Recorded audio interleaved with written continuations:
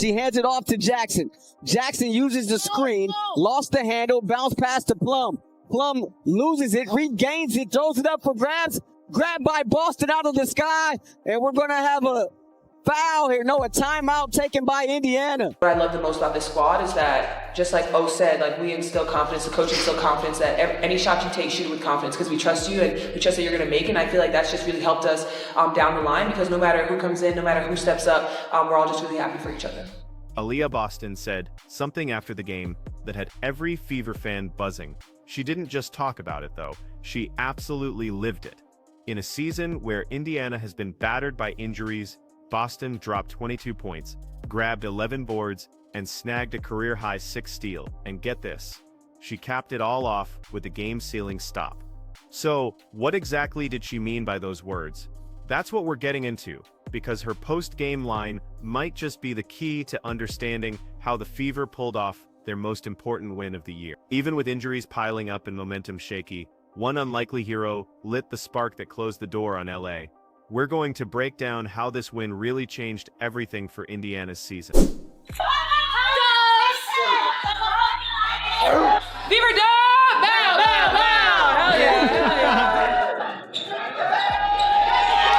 How do you even win when half your team is sitting in street clothes? That was the big question hanging over Indiana as they walked into Los Angeles. Think about it. Caitlin Clark was on the sideline. Sophie Cunningham was out. Sydney Coulson and Erie McDonald were unavailable. That's 4 guards, 4 playmakers, 4 important voices missing from their rotation. For most teams, especially in a game that carries major playoff weight, that's a death sentence. But the Fever didn't have the option of giving in. They came into that game with nothing to lean on but pure grit and belief in whoever was left standing. About the resilient, nature of our team. I think one other thing that sometimes goes missed is just the character of these women, right? Especially this group that's been here, that's gone through all of this, and then the ones that we've brought in. We brought in with O and Che and AP. I mean, these are women who care about winning. These are women who care about one another. These are women who sacrifice every single day. But here's the thing. It wasn't just about the names on that injury list. This wasn't some random regular season game in August. The Sparks weren't just another opponent either. They had beaten Indiana every single time they met this year. That's 3 matchups, 3 losses, and each one was a little more frustrating than the last. The standings made it even worse too. The Fever were sitting in 6th place, just barely clinging to a playoff spot, while Los Angeles was lurking only 2 games behind in 9th. That gap could shrink in a heartbeat, and with 4 losses in their last 5 games, doubt had really started to seep into every conversation about this team. Were they collapsing at the worst possible time? Steph mentioned, whenever she sees you with the 2 black eyes, she smiles in a way because it just exemplifies your toughness. Do you feel tough in these kinds of situations with these 2 black eyes? I mean, that's what people keep telling me. Every time she sees me, she smiles and then she says, "I'm so sorry." I'm like, you don't need to be sorry. This is what it is. And when I'm playing, like, I forget about it, and then I go and look at the mirror. I'm like, oh shit, they're still there.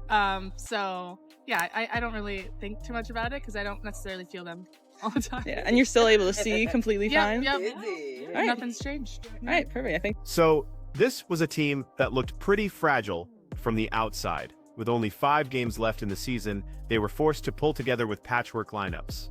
It wasn't about finding a perfect rhythm anymore. It was about just surviving every single possession. That intense mentality became their entire blueprint for the game. Whoever got minutes had to play more than their role usually demanded, and whoever touched the court had to carry weight far beyond their stat line. Originally, I was like, I just need to get the swelling to go down in my forehead. So I put a patch, slept with it. The next day, woke up, and I was like, okay, the bump is almost gone, but now I have 2 black eyes. So that was tragic. But I mean, it's at this point, it's unfortunately won't be able to hide it. People know, so just rolling with it. Were you able to hide it for the photo shoots? The makeup artist did a really, really, really good job. And people that hadn't met me before were like, oh, I can't even tell. I'm like, okay, that's good. We'll take it. But I'm hoping they'll do some editing in the post. And get this, then you saw Lexi Hall. She wasn't just playing out there. She was competing with both eyes marked up, bruised from a collision with Gabby Williams in the last game. Seriously, 2 black eyes, and she was still digging into defenders, still grabbing loose balls, still running through screens. Hull symbolized exactly what the Fever needed that night, showing up even when it hurts. Her presence alone was a powerful message. If she could fight through that, so could everyone else wearing Indiana red. Yeah, I imagine on Tuesday you got checked for concussion, facial fracture. Just how much of a sigh of relief was it that you didn't have concussion or any kind of fracture in your face? Yeah, honestly, when it happened, I was like relieved because I could feel myself like I was good to go. Like I felt completely with it. They did all the tests they needed to do and put ice on it right away, try to keep the swelling down. But I felt good knowing that obviously it could have been a lot worse, and I'm grateful for the people online wanting to check on me and make sure that I'm okay, but I'm okay. I've been fully checked out, so. Look, that's what made this game feel so different. It wasn't about style points or highlight passes. Every single stop, every rebound, every basket came with an undeniable layer of urgency. One wrong run from LA, and it could have ended quickly. But the Fever didn't snap. They matched the intensity, and they kept pushing back against a team that was absolutely determined to close that gap in the standings.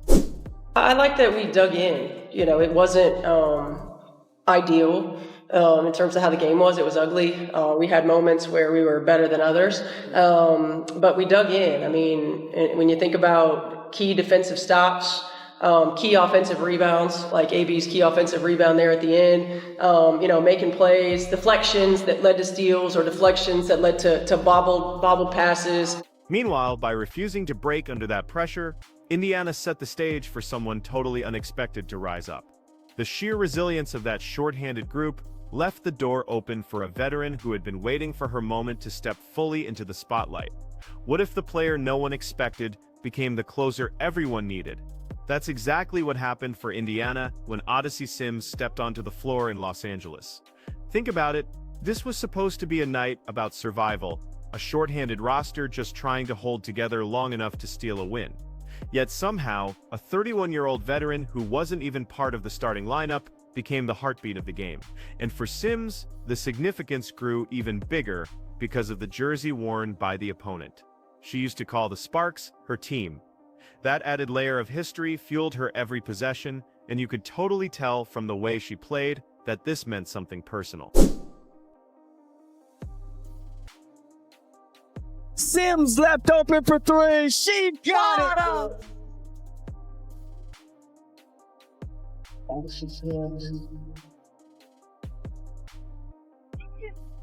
Offensive rebound. Sims the runner. Here's Howard. Shovels Sims right at the doorstep, and she gets it off the window. 3-on-3 the other way. Sims the take and finishes the lefty layup.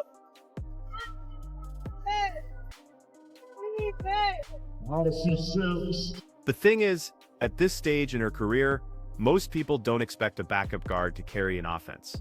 The scouting report doesn't usually circle her name the way it does for an Aaliyah Boston or a Caitlin Clark. But when your leading scorer, Kelsey Mitchell, can't find her rhythm, just 5 makes on 14 attempts, that's when the cracks usually start to show. Instead, Sims turned herself into the answer. She came in steady, decisive, and without any hesitation. Every possession mattered, and she treated each one like she had been waiting for it her whole career. Down by Plum. Plum 1-on-2, ripped away there by Sims. Great play by Odyssey Sims. Played the ball. 3-on-3 the other way. Sims the take and finishes the lefty layup.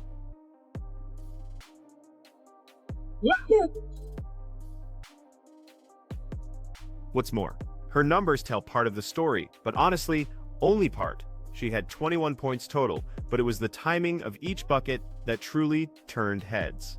You could see her calm under pressure, pushing the tempo when the Fever needed to, then slowing it down when Los Angeles threatened to grab momentum. And then came that closing stretch. Deep into the fourth quarter, the ball just kept finding her hands, drives through traffic, mid-range pull-ups, creating off the dribble. These weren't secondary plays. She became the primary release valve. The lead back up to 3. Sims left open for 3. She got it. Odyssey Sims with the triple to tie this one up at 74 apiece. Got the offensive rebound out to Mitchell. Here's Hull curling. Hull down the lane. The kick out Sims. Sims in the paint. The runner good. They put Turner on the inbound. Alaman inbounds it to Hamby, and so now that'll be that.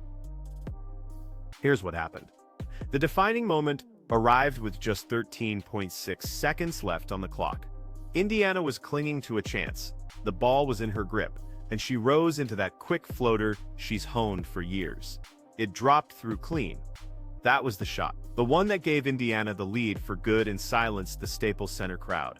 You could literally feel the emotional weight lifted off the Fever as she ran back down the floor.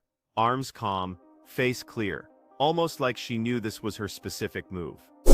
Yeah, obviously 5 straight points for you to help take the lead at the end of the game. Just what was that mindset for you in those final seconds? I mean, I didn't shoot the ball well from the 3. I was over before I made that shot, but I mean, I didn't lose confidence. I think my teammates did a great job, along with the coaches, just constantly talking to me. They weren't worried about my missed shots. It just came down to continue to play. They believe in me so much, so that helped me. And when I shot it, I was open. It was one of those do or die. It went in, and I was excited about that. Like I said, I was open from the 3, but we got the W, so it feels great. And later, when the microphones came out, Sims simply said what she lives by. If you stay ready, you don't have to get ready. That line perfectly captured everything about Indiana's night. No excuses, no panic, just staying ready for the unexpected. Because of Odyssey Sims, the Fever walked out with more than just a win. They walked out with undeniable proof that resilience isn't just a talking point. Just going off just like the last few years, just up and down, in the league, out the league, hardship, contract being cut, all of that stuff, really doesn't matter. I think I'm a human definition of you stay ready, you don't have to get ready. I think every opportunity that has been given to me, I've taken full advantage of it. These are opportunities that you can't let slip away. You never know what tomorrow brings. You never know. You be on the team one day, gone the next day. So just being able to come in and just stay ready, have my energy flow to my teammates, and just be positive. Like I said, I'm with it. Plus, as strong as she was, Odyssey Sims wasn't alone out there. Standing right beside her was the anchor of the Fever's identity, Aaliyah Boston, who not only dominated the game, but delivered a message that still has fans absolutely buzzing. Sparks started the game on a 7-0 run. Here's Mitchell. Right back to Boston. And unable to get that one, but follows her on. Cameron Brink and Ray Burrell going to be checking in next time there's a stoppage for LA.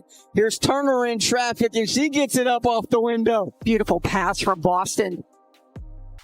7 on the shot clock. Mitchell turning the corner. Jump stop in the lane, loses the ball. Brink throws it right to Boston. So, all game long, Aaliyah Boston's actions built to one final question. What exactly did she mean when she teased that message after the buzzer?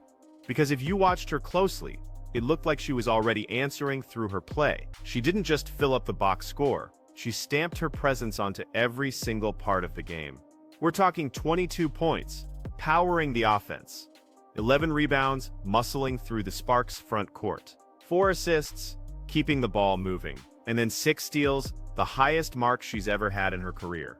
That kind of combination doesn't usually come from one player in one night.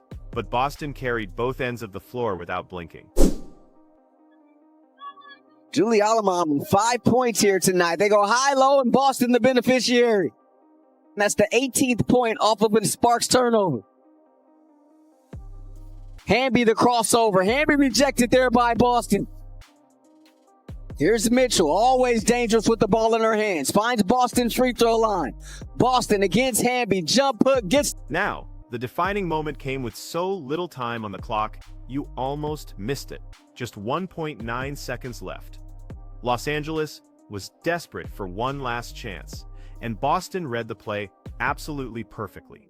She reached in, ripped the ball clean, and ended it on the spot. No drama, no scramble, just a superstar shutting the door. Jackson. Jackson uses the screen, lost the handle, bounced past to Plum. Plum loses it, regains it, throws it up for grabs. Grabbed by Boston out of the sky, and we're going to have a foul here. No, a timeout taken by Indiana. But right after that, the cameras turned to her. Reporters asked about how this team fought, and that's when her message started spreading like wildfire. Everyone wanted to know, what was that quote about? Coming back and just having that great floater for the win. Can you guys just talk about the camaraderie, everything that's happened between the injuries, and just how you guys have been able to coalesce as one cohesive unit despite all of everything that's happened? Yeah, honestly, I think from the start of our season, we've talked about a season's not going to be perfect, and if something happens, next woman up. And I feel like that's really been the story of our season. With everything that's happened, people we've added, no matter how late in the season, it's been next woman up. Listen, the answer was simple, but it really resonated. Boston praised the Fever for their next woman up approach. It's that belief that if one player goes down, everyone else leans in harder. That's not just a throwaway phrase, either. She had just done it herself, carrying a massive load while still trusting her teammates in critical possessions.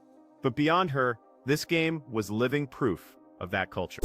But we have a deep team that a lot of players on our team could be playing and they're not. And that's a tribute to our depth, certainly, but also sometimes everybody wants to play, right? And I think the selfless nature of this group just can't be overstated. And that's why we're able to be in positions like this that we're able to be in. On top of that, think about Lexi Hull again.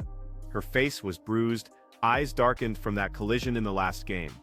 Yet she charged through screens, dived after loose balls, and kept defending with the same intensity. Then look at Aerial Powers, sparking the offense and bringing energy off the bench, as if nothing was going to slow her down. Add those moments together, and you see Boston's words playing out in real time. Her leadership is the glue keeping Indiana steady. The points and steals show up in the stat sheet, but her influence stretches so much further. When she repeats "next woman up," it sends a powerful message. No injury, no setback, no stretch of tough losses defines this roster. It's confidence that whoever is on the floor deserves to be there and can finish the job. That identity means more than just motivational speeches. This win in Los Angeles locked Indiana into 6th place for now, building a safety cushion over Seattle while pushing the Sparks further back. A playoff berth feels a lot more secure, not because of luck or a single miracle shot, but because of a full team that truly believes in the exact mindset Boston described. On the hit ahead. Looking for Howard short corner. Attacking against Okay. Oh, what a spin move there. Spin cycle, rinse, everything there from Natasha Howard. What's crazy is, from here though, the attention shifts again. Everyone saw Boston's leadership. Now, the biggest question lingering is about the one star who hasn't yet returned. The name fans can't stop bringing up, Caitlin Clark. She's been sidelined with that groin injury for weeks, missing 17 straight games. And yet, now there's a spark of hope. For the first time in what feels like forever, she's back in practice gear. She's out there in team shoot-arounds, warming up pregame, and moving around with the group. It's not full game action yet, but it's the closest she's looked to herself since she went down. Nice roll.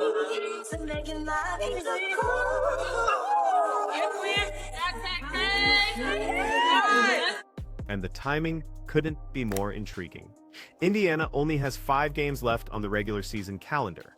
Every single one matters because playoff positioning is hanging by a thread. Right now, they sit 6th, just half a game ahead of Seattle, and honestly, no one in that locker room is comfortable.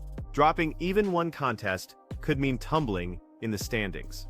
But the other side of the coin is opportunity. If Clark can return, she could change everything in an instant. Picture this. Clark goes through shooting drills. She's launching threes, running sets, taking contact in lighter scrimmages while coaches stand only a few feet away, tracking her every movement, hoping there's no setback.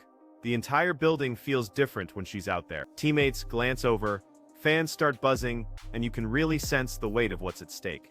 It's cautious optimism because everyone knows rushing her back could end the season completely. That's the delicate balance Indiana's staff is managing right now. You know, it wasn't ideal in terms of how the game was. It was ugly. We had moments where we were better than others, but we dug in. I mean, when you think about key defensive stops, key offensive rebounds, like AB's key offensive rebound there at the end, making plays, deflections that led to steals or deflections that led to bobbled passes, just the sense of urgency that we played with in those last minutes through some gray area, right? Through some times when it wasn't perfect. And, it was a gut check time, and our team stepped up to the challenge. Thank you. Thank you. But yet, look at what this team just did tonight. They stole a game against an opponent that had owned them all year, and they did it without their biggest star. That in itself is impressive. Now, imagine what they could do with her on the floor again. Clark was averaging 19 points and 8 assists before that injury took her out. She wasn't just filling the role of a scorer. She was dictating pace, opening lanes for Boston, and getting shooters like Kelsey Mitchell cleaner looks. Players like that can't be faked, and they completely change how every defense has to prepare against Indiana. This victory proved the Fever can survive without her, but the thought of adding Clark's playmaking back into the mix makes them something more than just survivors.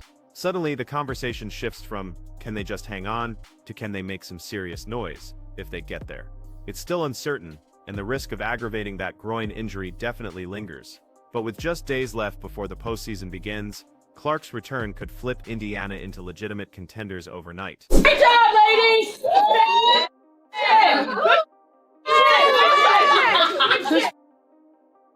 I'm really proud of you guys. That was an ugly, hard-fought win. Hard-fought win. And listen, we know that we didn't play our best basketball, and in those moments where we needed a stop, or we needed a big bucket, that you don't teach. And y'all got it. So again, marrying our energy effort with our execution. Okay, that's our journey. But this is a hard win right here. I'm proud of you guys. Great job. Together, 3, 1, 2, 3. Together. So, that's why tonight's win carries a weight that stretches well past the box score. Because now, with every sign pointing toward her inching closer, this season suddenly feels like it's just getting started. And that brings us to why beating the Sparks wasn't about surviving. It was about setting up something bigger on the horizon. This wasn't just a win for Indiana. It was proof they can fight, survive, and thrive, even without their biggest star on the floor. Every possession showed toughness, and every extra effort reminded fans that this team isn't folding when it matters most.